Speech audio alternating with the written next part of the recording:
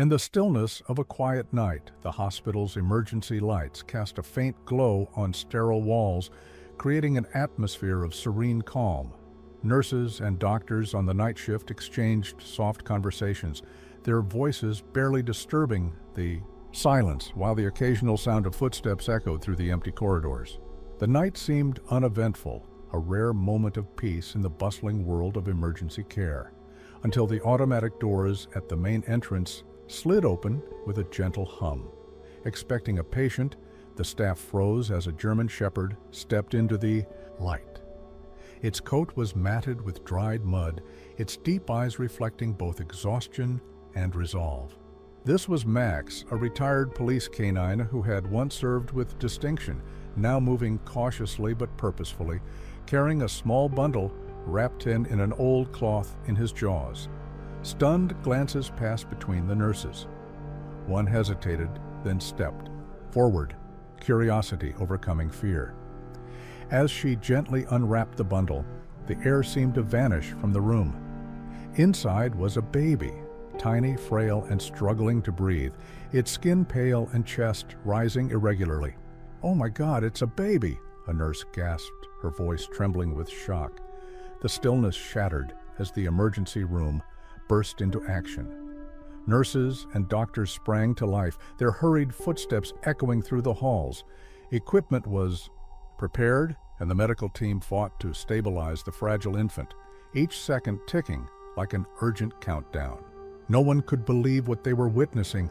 A dog had walked into the hospital carrying a baby on the brink of death. Max stood still, silent and calm, showing no signs of fear or distress. His eyes, however, carried a desperate plea for help. Though the nurses and doctors were seasoned in emergencies, they had never encountered anything like this. "Quick, check his breathing and heart rate," a doctor instructed, snapping everyone into focus. A nurse knelt beside the bundle, her hands trembling as she unwrapped the cloth further. The baby's skin was icy to the touch, his tiny body covered in dirt, his breathing faint and irregular. "This child is severely dehydrated and malnourished," the lead doctor said gravely. "We need an IV now. We have to stabilize respiration immediately." The heart monitor emitted a slow, weak beeping, signaling the critical situation. A nurse connected the baby to an oxygen supply, carefully adjusting the flow. Silence fell over the team, the tension thick as they raced to save the infant's life. One nurse couldn't help but glance at Max, who remained by the entrance, unmoving, his gaze fixed on the child as though waiting for a miracle. He didn't bark or growl. He simply watched, his eyes carrying an intelligence and urgency that felt almost human. "This is so strange. How did he know to bring the baby here?" she murmured, her expression a mix of awe and disbelief. No one had an answer. All they knew was that Max had acted as if this was the most important mission of his life. The doctors worked tirelessly. One nurse adjusted the baby's oxygen levels, another checked his body temperature. "Still weak, but his vitals are starting to stabilize," someone reported quietly. The tension eased slightly as the baby's condition showed slight improvement, but everyone knew it was only the beginning. The child remained in critical condition, yet, thanks to Max, he now had a fighting chance. Max, though clearly exhausted, never took his eyes off the baby. The room fell into a brief, profound silence as the medical staff grasped the extraordinary event unfolding before them. News of the bizarre incident spread quickly throughout the hospital. Within minutes, the police were called, and Officer Daniels, the lead investigator, arrived with his team. Nurses recounted the surreal story, their faces still etched with shock. "We have no idea where the dog came from," the head nurse explained, her voice trembling slightly. "He brought the baby in, placed him on the floor, and just stood there. That's all we know." Daniels narrowed his eyes, taking in the sight of Max near the entrance. "A dog carried a baby to the hospital? That's hard to believe," he muttered, though his expression softened as he observed Max's calm yet watchful demeanor. "Has anyone tried scanning for a chip?" he asked. A young officer stepped forward with a scanner and cautiously approached Max, but as he got too close, Max backed away, his posture tense but not aggressive, his eyes sharp and alert as if warning them not to come nearer. "This dog's been trained," the young officer remarked. "He might be a retired canine." Daniels nodded and took a step closer, his movements slow and unthreatening. "Easy there, buddy," he said softly. Max studied him for a moment, before allowing the officer to clip a leash onto his collar. "Let's see where he came from," Daniels instructed, signaling for his team to follow. Max began to walk, his steps deliberate and steady, as though he knew exactly where he was going. The officers followed closely, the flashing lights from their patrol cars casting long shadows on the pavement. They moved through the city streets in silence, tension growing with each passing block. "Where's he taking us?" one officer murmured.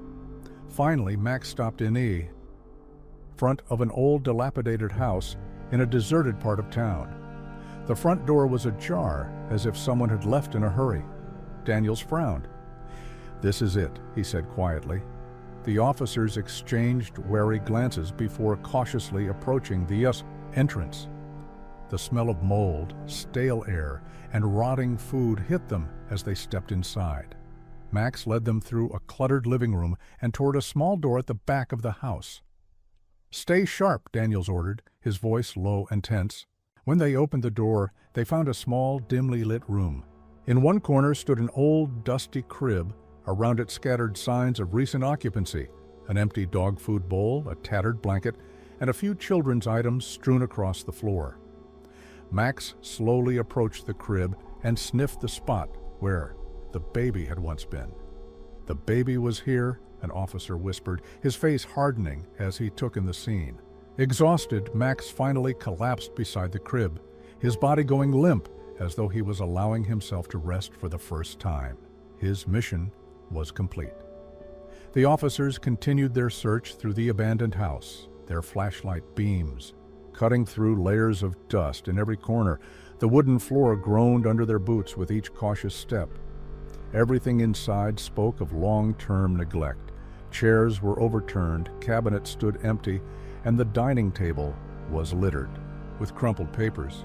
"It looks like whoever lived here left in a hurry," one officer remarked, flipping through the scattered documents.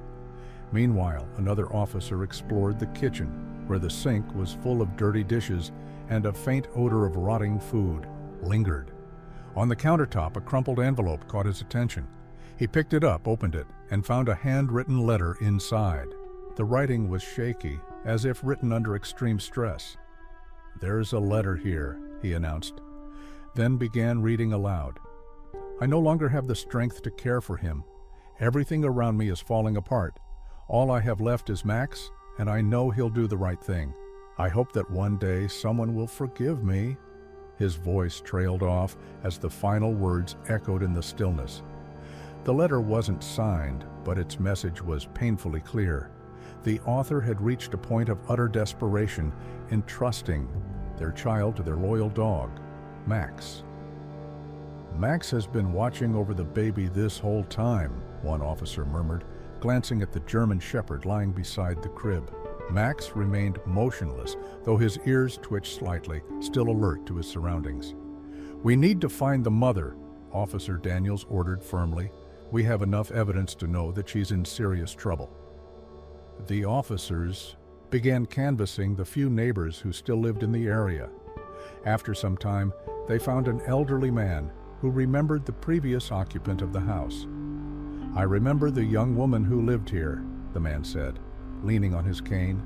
"She was always with a large dog. That must be him, right?" He nodded toward Max. "I think she was going through a hard time. I saw her with a baby a few months back, but then she just disappeared." The story was becoming clearer. The woman had been overwhelmed by hardship, and in a moment of despair, she placed her trust in Max, the dog who had protected her family to the very end. Based on clues from the letter and the neighbor's account, the police widened their search. After several hours, they received a report about a young woman wandering in an exhausted state at a nearby park. When the team arrived, they found her sitting motionless on a bench, clutching herself tightly against the cold. Her eyes were vacant, her face gaunt, and her hair unkempt. Officer Daniels approached cautiously, maintaining a serious but non-threatening tone. He chose his words carefully. "We found a child who was brought to the hospital. A dog led us to an abandoned house nearby. Do you know anything about this? We need to ensure the child's safety." At the mention of the child, the woman's eyes widened in shock and hope. "Noah? Is it my son? Is he alive?" she stammered, her voice trembling as tears streamed down her face. She brought her hands to her mouth, her body shaking with emotion. Daniels exchanged glances with his team, recognizing they had found the right person. He nodded gently and reassured her, "We found him. Noah is currently receiving treatment at the hospital. He's stable, but still under observation." Rachel broke down in sobs. After days of despair, she finally heard a glimmer of hope. Medical personnel quickly placed her on a stretcher to assess her condition as they headed back to the hospital. Rachel began to tell her story. "Noah's father abandoned us right after he was born," she said, her voice hoarse with pain. "I tried to hold on, but everything fell apart. We ran out of food, out of money. I couldn't keep going." She paused, her eyes distant, as she relived the dark memories. "Max, he was always there for us. He never left my side or Noah's. When I was too weak to go on, I told Max. I asked him to take Noah somewhere safe." Silence filled the ambulance as the officers and medical staff absorbed the gravity of her words. The idea of a dog guiding a child to the hospital seemed impossible, yet Max had done exactly that. When the ambulance arrived at the hospital, Rachel was escorted to the pediatric care unit, her heart pounding as she approached the door. Despite his exhaustion, Max stood and walked beside her, his gaze steady and vigilant. Inside the room, Rachel saw her son lying on a small bed surrounded by medical equipment. His breathing was steady and his skin no longer looked deathly pale. Tears filled her eyes as she gently placed her hands on his tiny face. "Noah, my baby," she whispered, her voice cracking with emotion. Max stood silently at the doorway, watching over them with calm, observant eyes. Rachel turned to him, overwhelmed by gratitude. "Thank you, Max. You saved my son. You saved my family," she said softly, her voice trembling with emotion. The doctors and officers stood quietly, moved by the profound moment unfolding before them. Max was no ordinary dog. He was a protector, a silent hero who had fulfilled his mission with unwavering loyalty and love. Rachel was allowed to stay by Noah's side as doctors continued to monitor his condition. After several hours, Noah began to show clear signs of recovery. Though still weak, he started to respond faintly to his mother's familiar voice. Rachel gently held his tiny hand, her eyes filled with love and hope. Max lay near the doorway, his body weary, but his ears alert. The doctors and nurses who had witnessed the entire story couldn't hide their admiration for the loyal dog. One nurse smiled and gently patted Max's head, whispering, "You're a real hero. Thanks to you, this little boy is alive." Max wagged his tail slightly, as if he understood the heartfelt praise. Rachel looked at Max with deep gratitude. "You saved us, Max. I'll never forget what you've done," she said softly, her voice trembling with emotion. After a few days of treatment, the doctors confirmed that Noah was out of critical condition and steadily improving, thanks to the dedicated care of the medical staff. The boy was slowly regaining his strength. Meanwhile, social workers at the hospital stepped in to help Rachel secure temporary housing and access essential support. The day of Rachel's discharge arrived on a bright, sunny morning. She held Noah in her arms, her face showing both exhaustion and renewed hope. As she stepped through the hospital doors, sunlight bathed her son's face. Noah opened his eyes, wide in curiosity, gazing at his mother before giving her a small, gentle smile, the first one she had seen in days. Max walked beside them, his posture steady but alert, as though he still had a duty to protect them. Rachel stopped, bent down to stroke Max's head, and whispered, "We made it, Max. Thanks. To you, we have a chance to start over." News of their emotional story had spread throughout the local community. When Rachel arrived at her new home, strangers showed up with small gifts for Noah, clothes, food, and toys. Some even offered job opportunities to Rachel, eager to help her rebuild her life.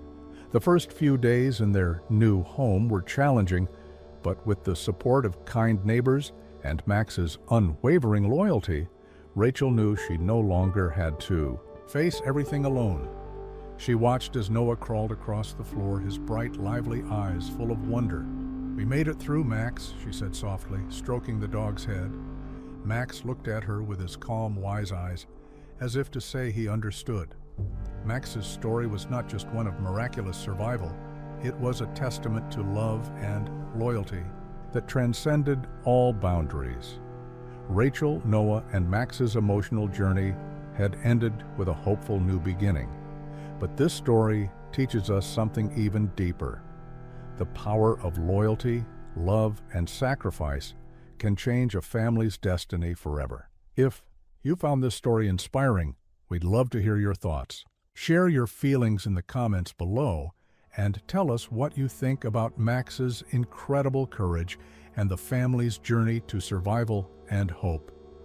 Hit the like button if you want to help spread this uplifting message to more people. And don't forget to subscribe to the channel and turn on notifications so you won't miss more inspiring stories like this one. We are thrilled to have you as part of our growing community of people who cherish meaningful stories. Thank you for watching, and see you next time.